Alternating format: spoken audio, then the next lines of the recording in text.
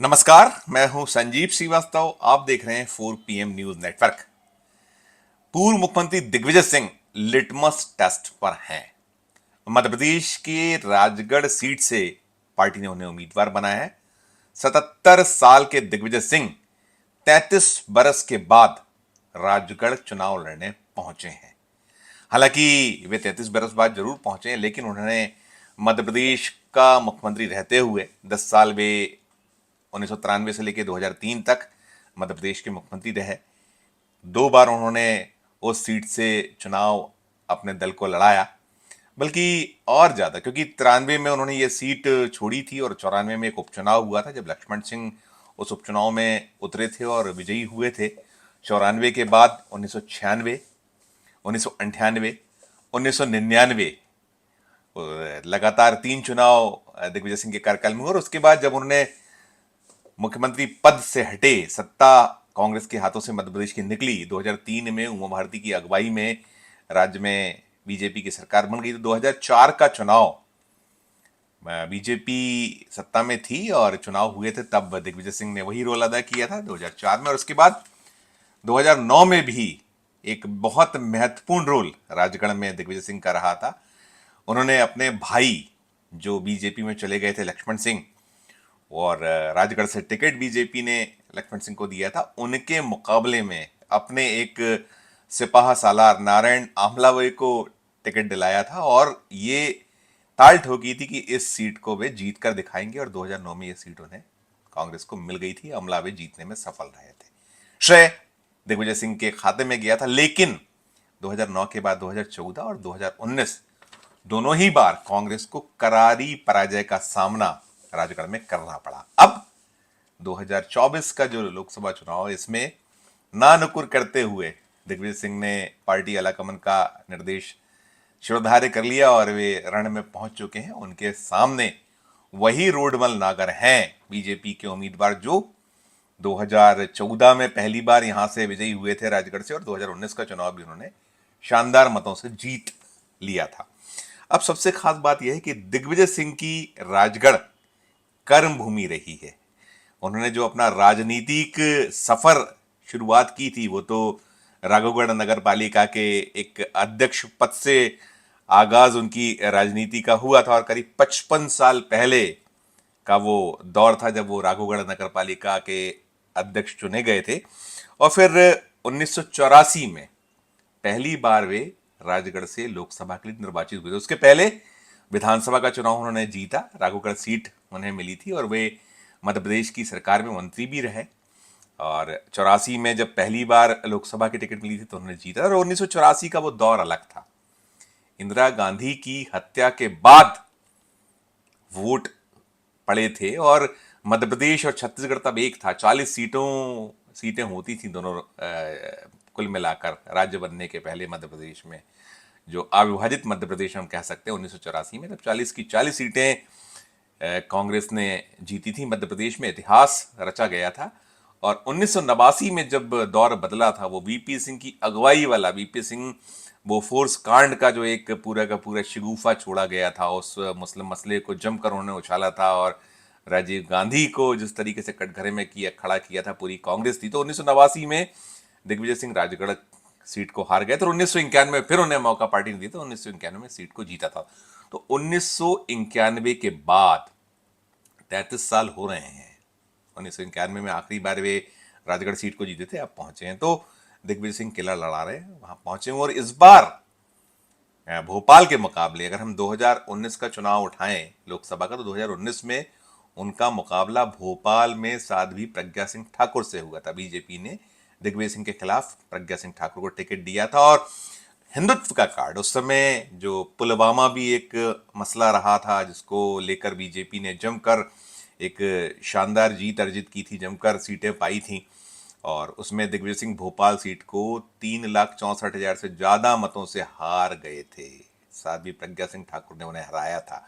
और दिग्विजय सिंह सदा सनातन को लेकर ताल ठोकते रहे कि सनातनी है वो।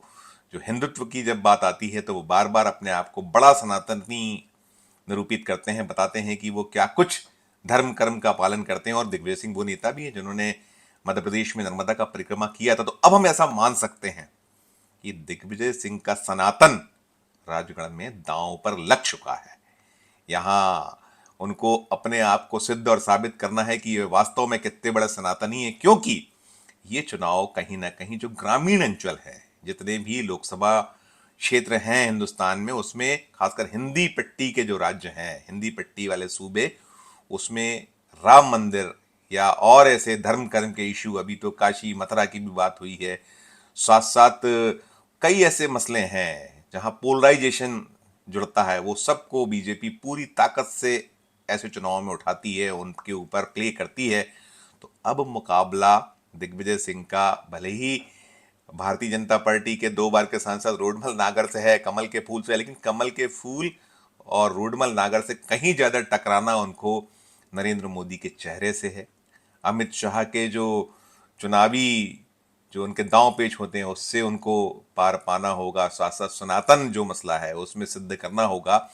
अब चूंकि दिग्विजय सिंह राजगढ़ से उम्मीदवार बनाए जा चुके हैं, तो निश्चित तौर पर बीजेपी का पूरा फोकस खासकर बड़े नेताओं पर, चाहे वो नरेंद्र मोदी हों, अमित शाह हों, क्योंकि दिग्विजय सिंह यदि परेशान करते हैं सबसे ज्यादा बीजेपी को जो नेता, उनमें दिग्विजय सिंह का नाम शुमार है। उनके तल्ख बयान, उनका जो तीखे हमले राजनीतिक, वो सब, चाहे वो बीजेपी हो, चाहे आरएसएस हो, और अनुषांगिक संगठन हो भारतीय जनता पार्टी के, सबको कहीं ना कहीं वो चुपते हैं, परेशान करते हैं। और उनकी हर, चाहे वो बयान हो या कोई और, वो जब अपना अंदाज पेश करते हैं दिग्विजय सिंह, तो वो चुपता है और उसके बड़े माकूल से जवाब देने के प्रयास बीजेपी, संघ परिवार और अनुषांगिक संगठन जो बीजेपी के, उनकी ओर से होता है, और बड़ी तीखी नोकझोंक, तल्ख नोकझोंक हुआ करती है। तो दिग्विजय सिंह का जो इतिहास रहा है, ये तो एक दृश्य था। और अभी जो स्थिति है, अगर हम 2023 के विधानसभा चुनावों को उठाकर देखें, लोकसभा जो राजगढ़ है, 3 जिलों से मिलकर बना हुआ ये एक पूरी सीट है। इसमें राजगढ़ की 5 विधानसभा सीटें हैं, कुल 8 विधानसभा सीटें आती हैं राजगढ़ लोकसभा क्षेत्र में, तो 5 राजगढ़ जिले से हैं, 2 गुना से हैं। गुना जहां से ज्योतिरादित्य सिंधिया बीजेपी के उम्मीदवार हैं, उस जिले, उस सीट से गुना शिवपुरी सीट कहलाती है वहां की।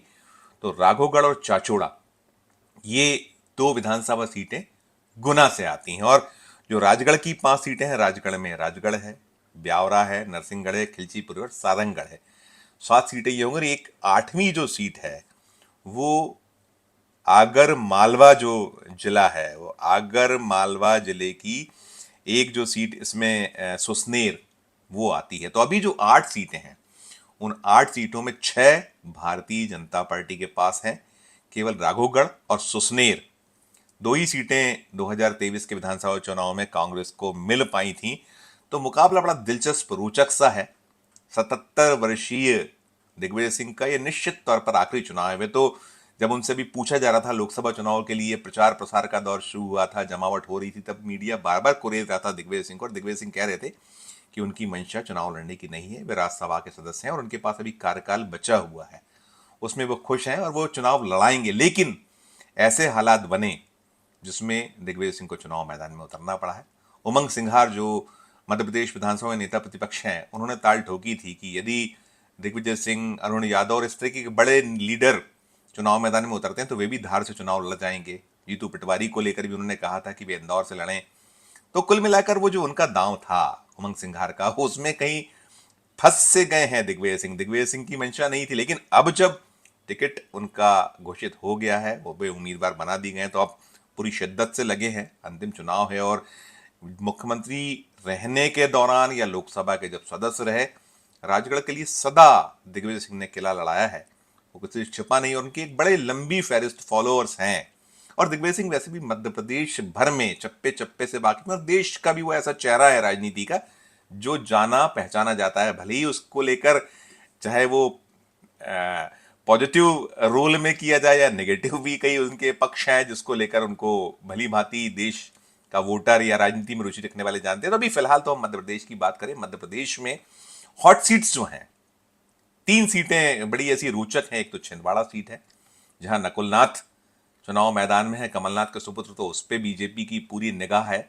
2019 के चुनाव में केवल एक सीट छिंदवाड़ा भर कांग्रेस को मिल पाई थी, 28 सीटें हारी थी। उसके पहले 2014 में 27 सीटें हार गई थी कांग्रेस, और 2 सीटें मिली थी, एक गुना शिवपुरी सीट और एक छिंदवाड़ा। उस समय गुना शिवपुरी पर जीत ज्योतिरादित्य सिंधिया ने दर्ज की थी कांग्रेस के टिकट पर, लेकिन अब उल्टा है। अब ज्योतिरादित्य सिंधिया बीजेपी के प्रत्याशी हैं। वो 2020 में जो रिवोल्ट किया था उन्होंने, उसके बाद वे बीजेपी के टिकट पर चुनाव लड़ा है। केंद्रीय उड्डयन मंत्री हैं मोदी सरकार में। तो बड़े दिलचस्प सी जो स्थिति है, 3 ऐसी सीटें हॉट सीटें, और चौथी एक सीट हम उसको कह सकते हैं विदिशा भी है। विदिशा सीट कहीं ना कहीं जो शिवराज सिंह चौहान के मुकाबले अभी उम्मीदवार की नाम की घोषणा होना है। जब ये वीडियो आपके हाथों में होगा, संभव हो कि घोषणा हो चुकी हो। कांग्रेस के लिए कई नाम चल रहे हैं। एक जो नाम था वो तो कांग्रेस छोड़कर भारतीय जनता पार्टी में जा चुके हैं।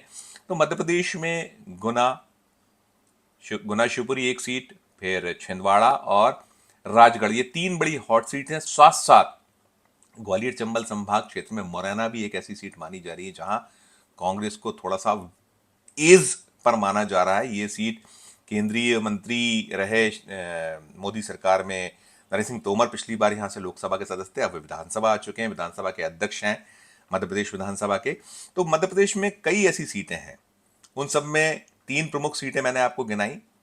हॉट सीट हम कह सकते हैं वो राजगढ़ हो गई है दिग्विजय सिंह की उम्मीदवारी के बाद, और विदिशा शिवराज सिंह चौहान के चलते है, गुना शिवपुरी ज्योतिरादित्य सिंधिया के चलते है। और बड़े रोचक से मुकाबले की संभावनाएं पैदा करने की कोशिश कांग्रेस कर रही है, लेकिन कितना सफल होगी ये देखने वाली बात होगी। बीजेपी ने कोई कोर और कसर नहीं छोड़ी है। वो मिशन 29 के लिए पत्ते बिछाए हुए और पूरे दांव खेल रही है। अभी पहले दौर में जो 6 सीटें हैं उसके लिए नाम निर्देशन पत्र दाखिल करने का आज आखिरी दिन था। आज 27 मार्च आखिरी दिन था। आज नाम निर्देशन पत्र भरने का सिलसिला पूर्ण हो गया है। लेकिन अभी बीजेपी जो है कांग्रेस में सेंधमारी में जुटी हुई है। कई ऐसे क्षेत्र हैं, खासकर छिंदवाड़ा में उसने जमकर कमलनाथ समर्थकों को तोड़ा है। वो सिलसिला जारी है, चल रहा है लगातार। और आज तो शाम का एक दृश्य था जब मध्य प्रदेश के मुख्यमंत्री मोहन यादव, प्रदेश अध्यक्ष वी डी शर्मा और मोहन यादव सरकार के वरिष्ठ मंत्री कैलाश विजयवर्गीय, प्रहलाद पटेल और तामझाम के साथ में वहाँ नाम निर्देशन पत्र, जो बंटी साहू हैं नकुल नाथ के मुकाबले में विवेक बंटी साहू, उनके नाम निर्देशन पत्र दाखिले के बाद एक सभा थी, उसमें पहुंचे। और सभा के बाद उन दीपक सक्सेना के यहाँ पहुंचे जिन्हें कमलनाथ का दाहिना हाथ माना जाता है। वे भी अभी कुछ दिन पहले ही कांग्रेस के तमाम पदों से इस्तीफा दे चुके हैं। उन्होंने पीसीसी के चीफ को अपना इस्तीफा भेज दिया था, तमाम पदों से कमलनाथ को पहुंचा दिया था। उनके बेटे बीजेपी में जा चुके हैं, अजय सक्सेना जो है एक सुपुत्र जा चुके हैं, एक बेटे नकुलनाथ के लिए प्रचार कर रहे हैं। और इन सब के बीच आज एक रोचक सा नज़ारा छिंदवाड़ा से भी आया है, जब मुख्यमंत्री मोहन यादव अपने सहयोगी मंत्रियों वी डी शर्मा के साथ मिलने पहुंच गए। दीपक सक्सेना और गलभैया हुई, उनको एक दूसरे को बुके प्रदान किए गए। खबर एक निकल कर ये भी आई कि दीपक सक्सेना ने बीजेपी ज्वाइन कर ली है। पुष्टि नहीं हो पाई थी जब मैं ये वीडियो बना रहा था उस समय तक, और चल रहा है जो दृश्य है। मैंने आज राजगढ़ क्षेत्र में जो स्थितियां हैं उससे 4 PM के दर्शकों को रूबरू कराने का प्रयास किया है। और हमारी जो हॉट सीट्स हैं मध्य प्रदेश की, या और रोचक मुकाबले वाली सीटें, उनको लेकर हम निरंतर नियमित विश्लेषण और उससे जुड़ी जो पूरा का पूरा दृश्य पुराना रहा है, क्या कुछ वहां दृश्य मंजर रहा है, उससे अपने दर्शकों को अवगत कराते रहेंगे। इस वीडियो में फिलहाल इतना ही। हम फिर किसी नए वीडियो के साथ आपके समक्ष उपस्थित होंगे। हमारी अपील कि हमारे इस चैनल को लाइक कीजिए, सब्सक्राइब कीजिए, और यदि आपने ज्वाइन का बटन नहीं दबाया तो ज्वाइन का बटन जरूर दबाइए। हमारे इस वीडियो को अधिक से अधिक लोगों से शेयर कीजिए, और इस वीडियो के कमेंट बॉक्स में जाकर ये कमेंट जरूर कीजिए कि वीडियो आपको कैसा लगा। और देखते रहिए 4 PM Madhya Pradesh, 4 PM national और 4 PM हमारे अन्य राज्यों के चैनलों को। धन्यवाद, नमस्कार।